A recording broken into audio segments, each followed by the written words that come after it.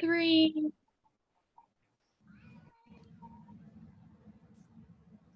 Hi, everybody. My name is Jennifer Head, and I teach Spanish at Hayden Catholic High School. Hi, everyone. My name's Logan Eiler. I'm a first grade teacher at Mill Creek Elementary School. Hello, my name is Mar Manga, and I am a social studies teacher at Marshall Middle School, which is in Wichita.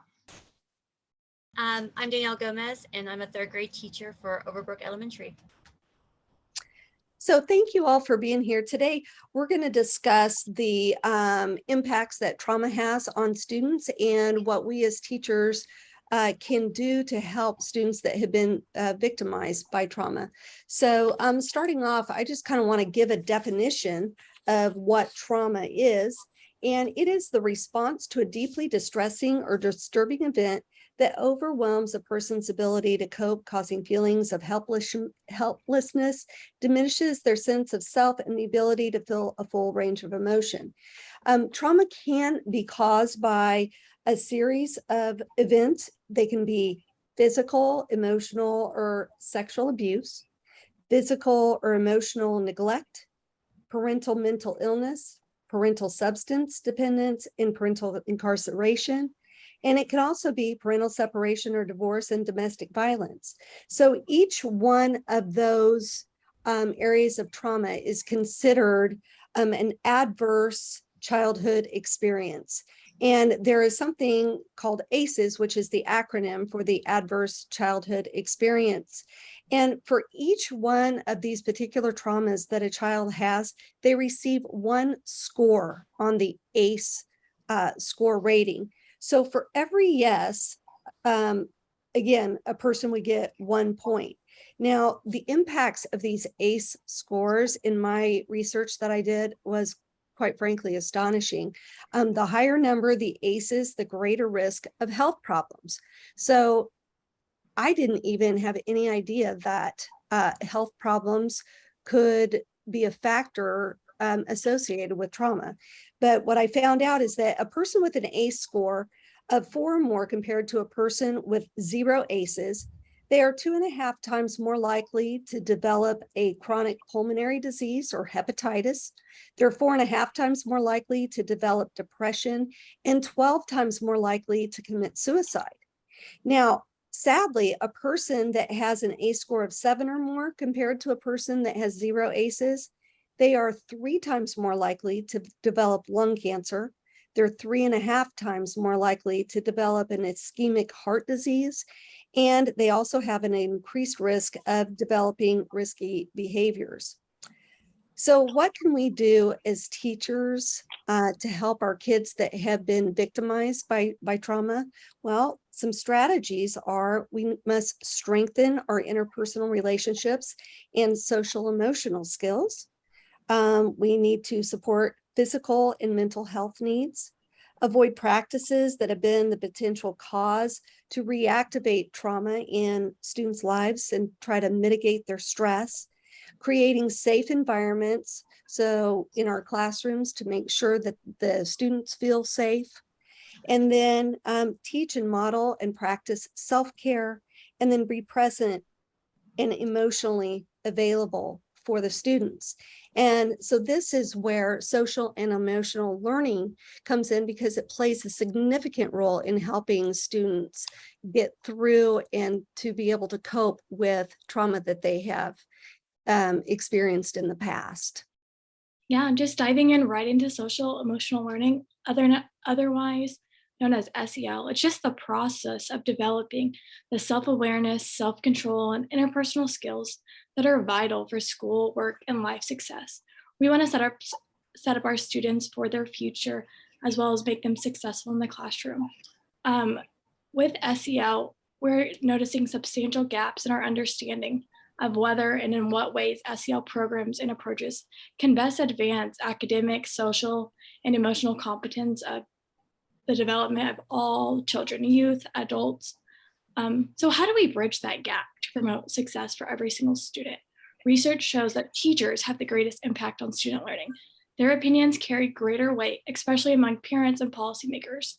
Understanding our views as educators on SEL is critical in building and understanding and support for the movement. There's an article called Transformative Social and Emotional Learning, and it really just is used, and it talks about that CASEL framework. It's CASEL, that stands for Collaborative for Academic, Social, and Emotional Learning. And it just shows that students would improve their academic performance at the end of a program.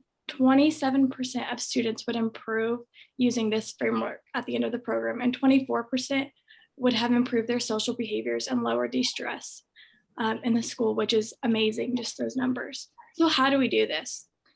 These are district and school theories of action. So we need to first build that foundation and support for SEL. We need to strengthen our knowledge of SEL with PD, with PLC learning communities, and capacity. We need to promote SEL for students and use data for continuous improvement. What and where? We need to involve our communities, our families. We need to create those partnerships. Schools need to have a positive climate. We need to have school-wide practices and policies that everyone in the building agrees on and just supports that. In the classroom, we need to have SEL curriculum and instruction, and just social awareness, relationship skills, and responsible decision-making, as well as self-management. So why? Well, our student outcomes, short-term student outcomes, if we use this framework and use those strategies, we have improved attitudes about self at school, others, and tasks. And that's huge with all the mental health, everything going on right now, especially with COVID. And just a perceived classroom and school climate, like a positive experience. I know I had an amazing school experience, and I want my students and I want everyone in a school to have that experience and love coming to school. Some intermediate outcomes are just positive social relationships and behavior. So they're building those relationships with their peers, academic success, less drug use, less emotional distress, and fewer conduct problems. Long-term student outcomes, high school graduation, college career readiness, safe sexual behaviors, reduced criminal behavior, healthy relationships, mental health improvements. Those are huge. Those are huge outcomes that schools are seeing with that framework. So how do we balance this focus with community commitment to trauma-informed SEL? We need to first create that safe environment. If you're not addressing the trauma and all students are distracted, checked out, and falling increasingly behind, even the best curriculum won't even matter. Those are some words from Wendy Clark reflecting on just the order of events that drive real, active, deep learning. Number two, we need to pay attention to our well-being as educators. We work in our classrooms, but we depend the support on our community. We have to check in with ourselves and make sure we are doing enough for our mental health and being okay. Number three, just that whole school model. Relationship building is essential, the one-to-one with students. But the impact of the work is amplified and reinforced only when it occurs within the broader context of the whole school and the community. So how does this actually look in our curriculum and instruction?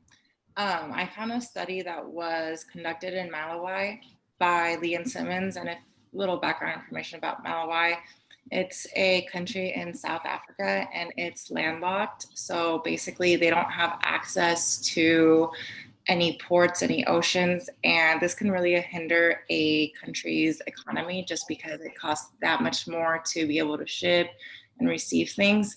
So right off the bat, Malawi just isn't the most successful country. And because of that, they face a lot of problems like malnutrition, orphaning, and high HIV rates. So the students in Malawi are facing a lot of adversities early on in life.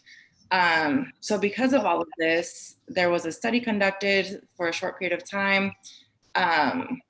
They implemented this SEL program that really focused on like SEL and also some, let me see, it was SEL and like sex and sex ed classes.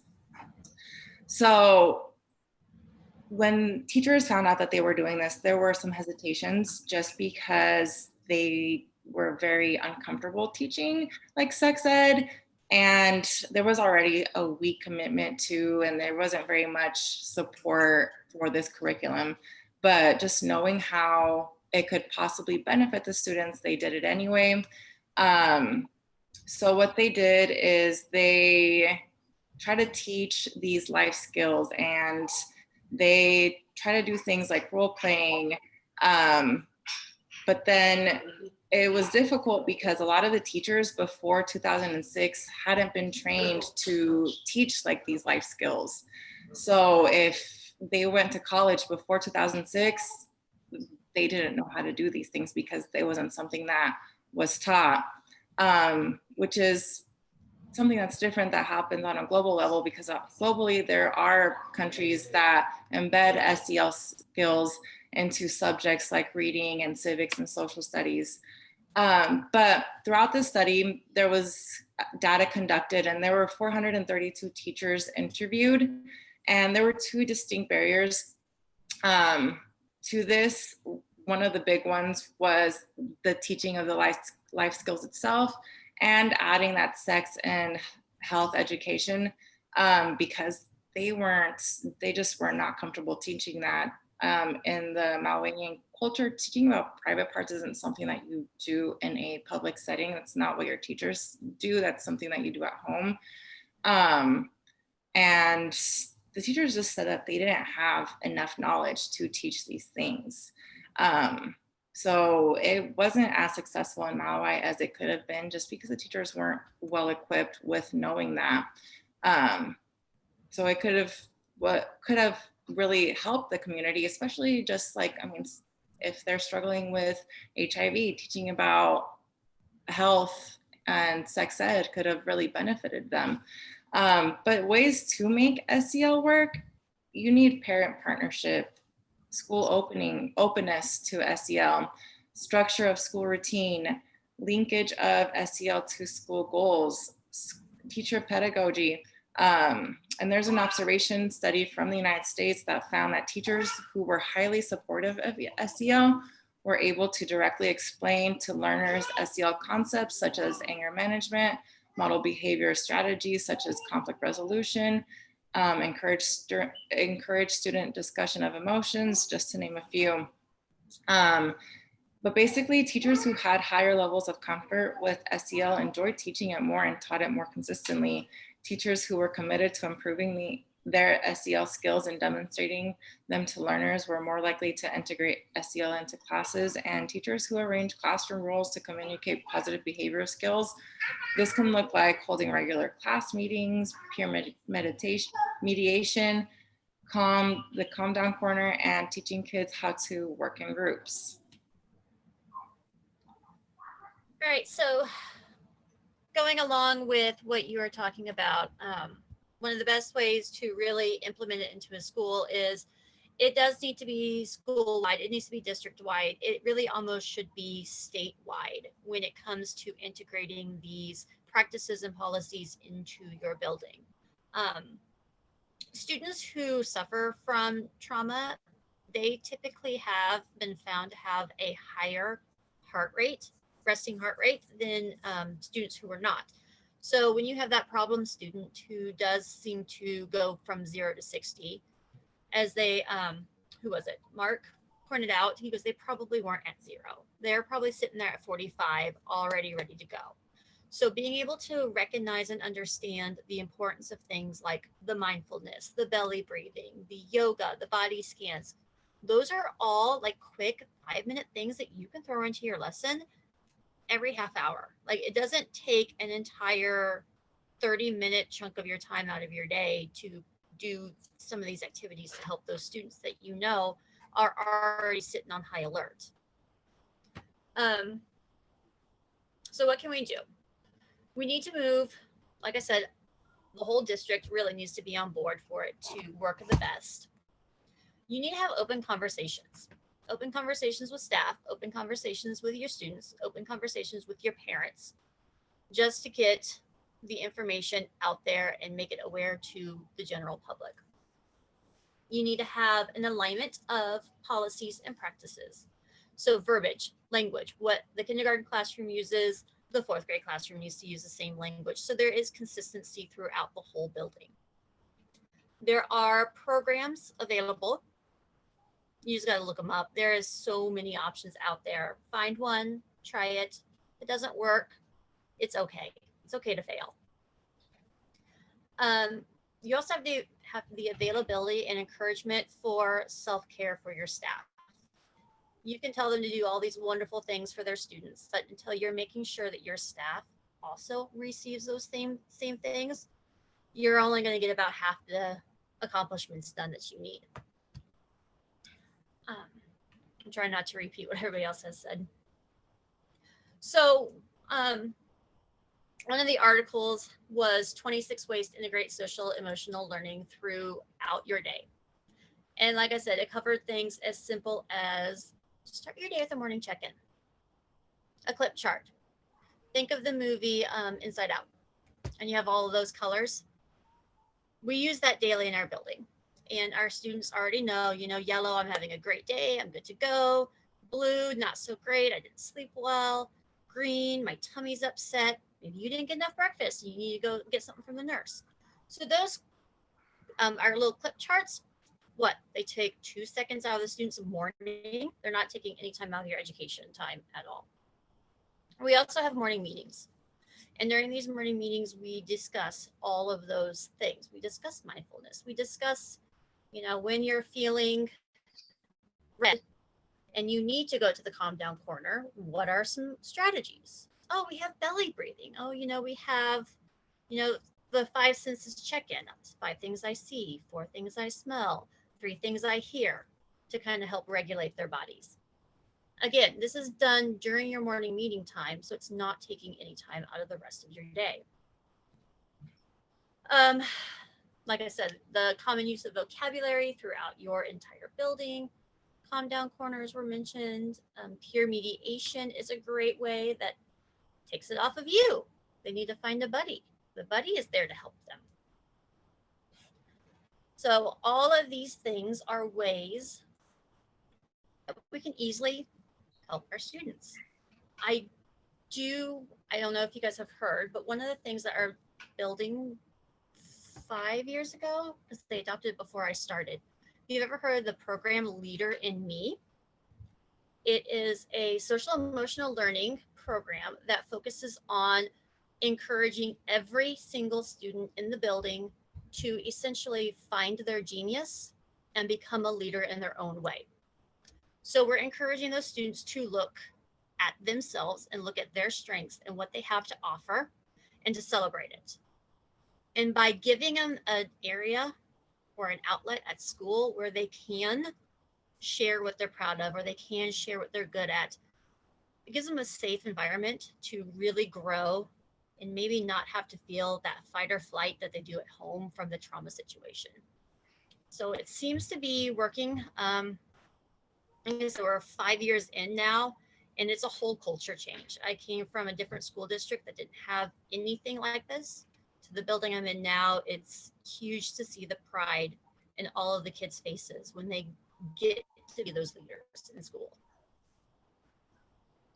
My school uses second step curriculum, but we are under new administration. So we are going to get a new curriculum they're implementing next year.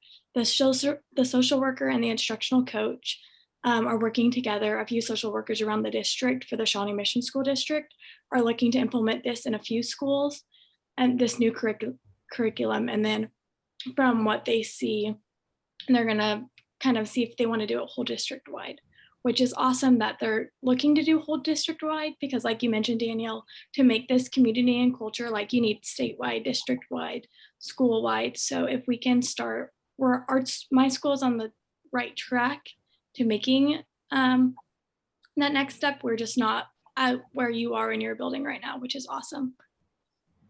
Yeah, my building uses second step, and I'm not gonna lie, I really dislike that program because it's so cheesy. And I'm talking to middle schoolers here.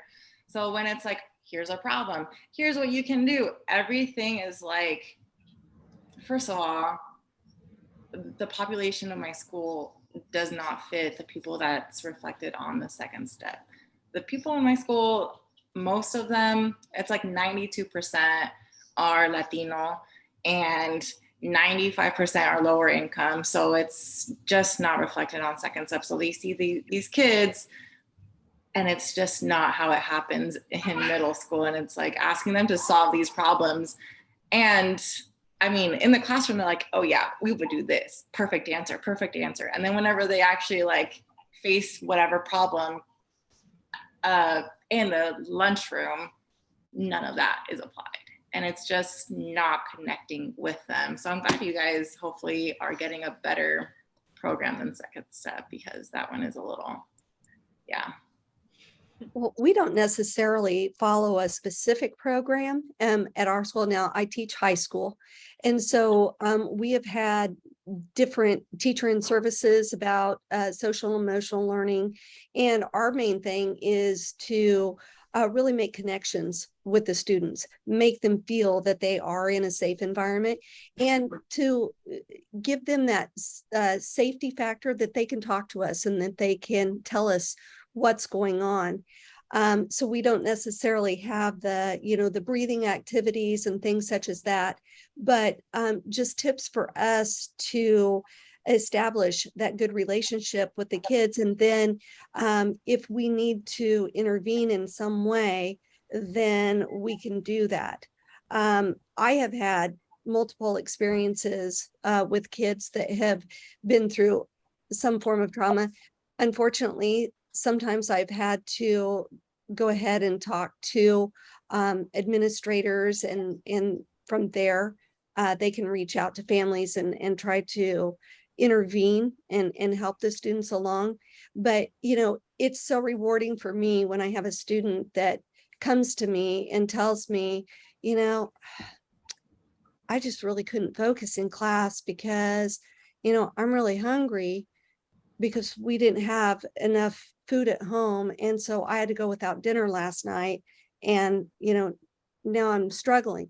I can do little things to provide, snacks for them to help get them on their way. Or I also have had students that confide in, a sad situation at home, whether it be, a parent is, having problems with, say, addiction, or whatever, but they can confide in me and I can help, lower their anxiety and the feelings that they have. So, our situation is a little bit different in the high school realm, but that's just some of the things that we do.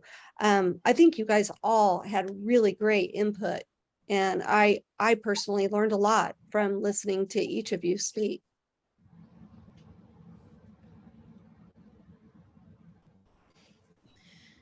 Yeah, I agree. I don't know how I don't know how I'd handle high school level kids. They just kind of freak me out. It's one thing, like, I don't know. I feel like my third graders, they come in, they just kind of put their hand on the table. I can handle that, but I don't know. Some of the high school ones kind of scare me when it comes to the behaviors that they could be portraying when they're affected by all these traumas. I don't know how you do. And believe me, my high schoolers, they don't hold back. They tell me everything that's going on. And sometimes they tell me more than I want to know. And I don't mean that in a bad sort of way, but sometimes it is a little bit overwhelming to me, because I take home their burdens at night. And sometimes I feel like I do myself need to participate in the self-care, because my heart goes out to each one of them that has been through something.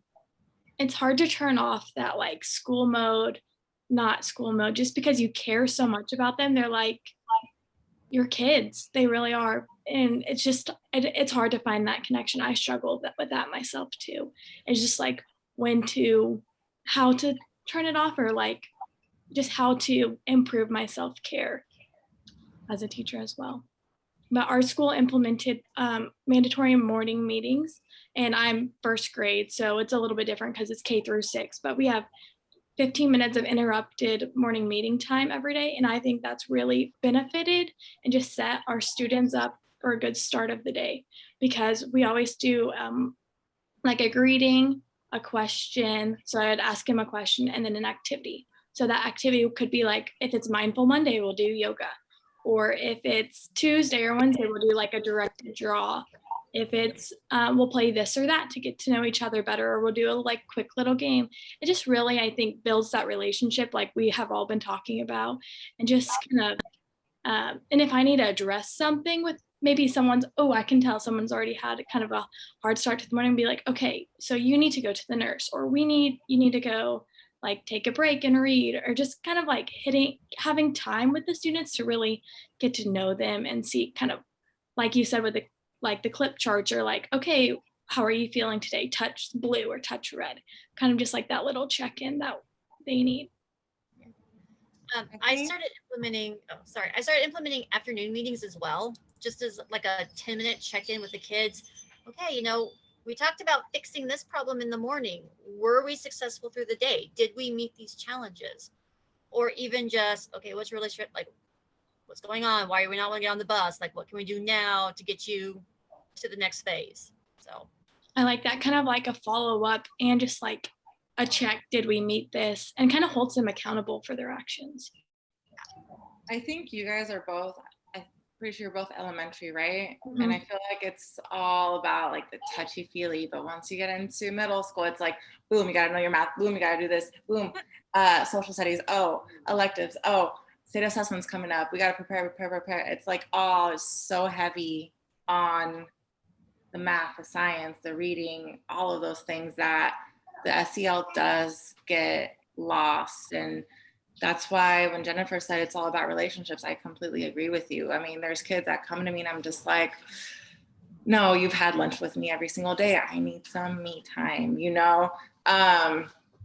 But from what I have seen, ways that, I mean, like middle school and high school can implement some SEL is through our readings. Like maybe we read something about helping others that can help us help the kids kind of get in touch with that, or just add material that talks about SEL into, okay, well, they're already talking about reading, they're already doing some history, let's learn about different countries and kind of get more in touch with, I don't know, that good part of us that maybe we need to feel sometimes, Well, and I don't know about you guys, but when I watched the video that was in the course module with the bus driver and the little boy that was getting on the bus, and the bus driver kind of shook him off and, didn't acknowledge him. And then he goes to school, and the principal that's standing outside, he, greets the principal, and the principal just kind of, shakes him off, hurry, get inside, all that stuff.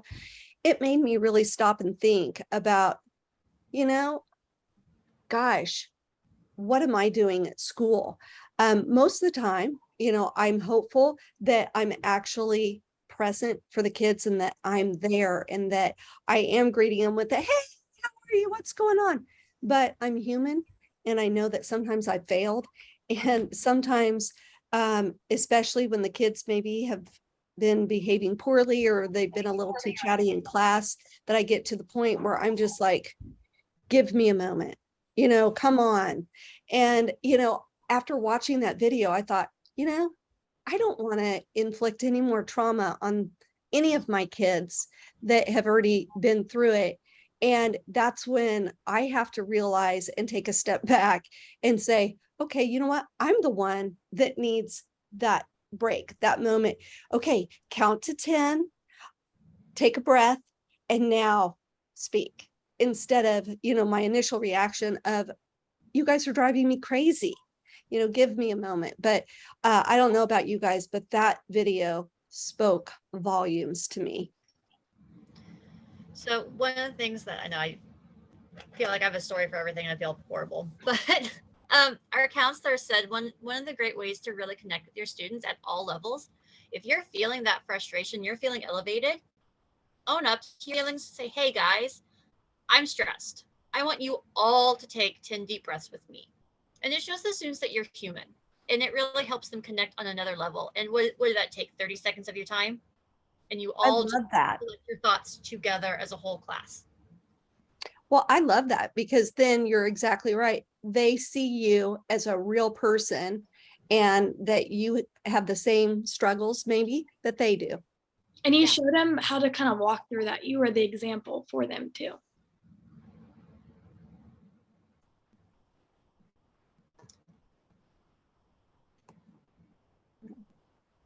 Checking to see also if we hit all of our talking points too. Okay. Not that I don't love being able to actually talk in person. I much prefer learning this way than, just research this and write this paper. But it is also 5:40, and I know we all